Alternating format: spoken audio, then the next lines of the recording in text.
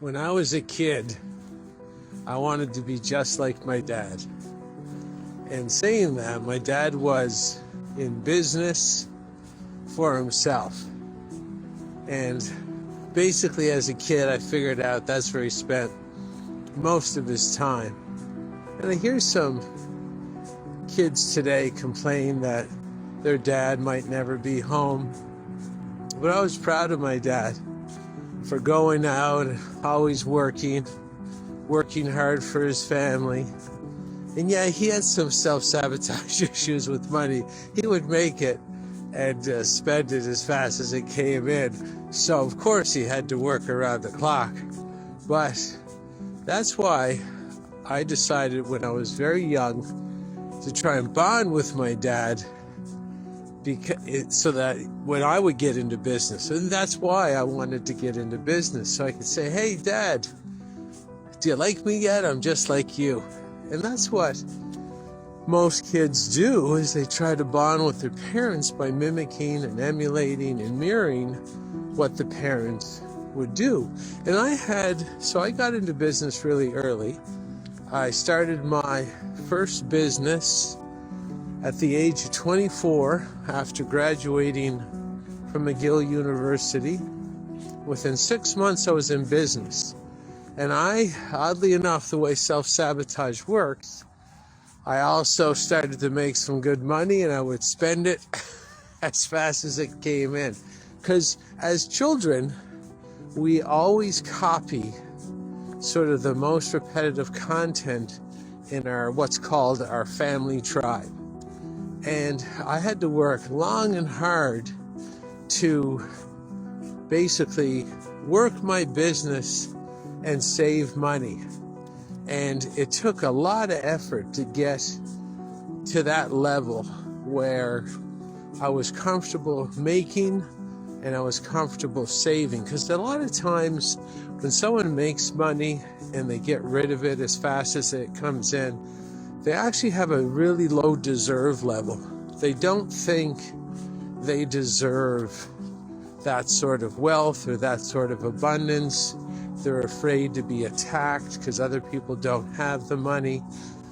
So the subconscious mind, which is a part of our nervous system that's obsessed with safety, realizes with some quick calculations pretty quickly that it's just a lot safer being like everybody else, or being like the majority. And of course the majority, unfortunately, sort of live paycheck to paycheck. I thought I saw a statistic lately that 60% of Americans are within $500 of being completely broke and couldn't withstand some sort of sudden expense into their lives. So the subconscious mind, which loves us and wants us to be safe, looks out in our environment, really knows how to assess what the majority is through the repetitive content. And that's why a lot of people, including myself, can come across either great wealth or something above the average and just absolutely destroy it. But I've been lucky enough to work on my programming where I can make money now above the average and save it without wrecking myself. And that's the other thing I used to do. Not only did I waste the money, it wasn't like I was leading an organic lifestyle. I would take the money through my entrepreneurship and pile it into this massive self-abusive, disrespectful attack on myself with steroids and alcohol and junk food and hanging around people that weren't going to make my life any better. And that's part of the self-sabotage cycle, is you're always doing things, organizing your life so that you always stay mediocre, so you always stay average. So you beat yourself down, you dull your shine, you trim your own tall poppy, and you just sort of don't even know why you're doing it, because this part of the brain that coordinates these things, that looks out at the majority and assesses the majority and then sort of makes you fit in, it does it in the same way that a cut heals. It is automatic. It's outside your conscious awareness. It's outside your control.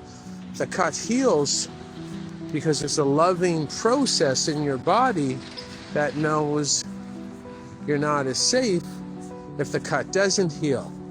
So this part of the nervous system also manufactures our behavior for us and knows that if we're not really in the majority, we're not safe. So it sort of takes things into its own hands and manages our behavior for us. And I grew up and saw my dad on a repetitive basis doing business, and that's why I became a businessman. You sort of, whatever your household environment is, this part of the brain's going to assess that and document that as the safest card to play. And then it doesn't matter if you lived in maybe an environment where everybody was overweight, and so you live in an overweight tribe, and that's what the majority of repetitive impacts into your nervous system was seen. So you're going to feel more comfortable being overweight. And when you maybe try to go on a diet, this part of the brain says, hey, whoa, slow down. This isn't safe. This isn't what we know. This isn't familiar. This isn't comfortable. I don't have a script for this. The only script I have is for being overweight. So, number one, if we want better kids, we got to be better ourselves. And if we're having a hard time in our adult lives right now, all we can do is look back into our childhood, look for some repetitive themes, know that they're pretty hardwired in the nervous system in a sort of loving attempt to make us safe. But it can do this mechanism can derail our lives, bring us a whole bunch of misery, trap us in cycles of self-sabotage, and keep us down when everybody has this massive potential that it's natural. Human spirit wants to express itself. These programs get in the way. If you want to know how to overcome these programs and get some new programs into your nervous system, just get on my email list. I can slow drip you some info over time. Email me at info@jchristoff.com. This is Jason Christoff signing off live from Riga, Latvia. Thanks for listening.